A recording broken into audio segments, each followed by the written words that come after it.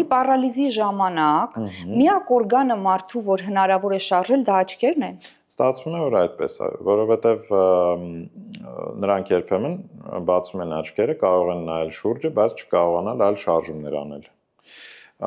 Երբեմն օրինակ իրենք կարողանում են խորը շնչառության հաշվին ուժեղ շնչելու կամ երբեմն տնքոցներ են կարողանում ձայներ հանել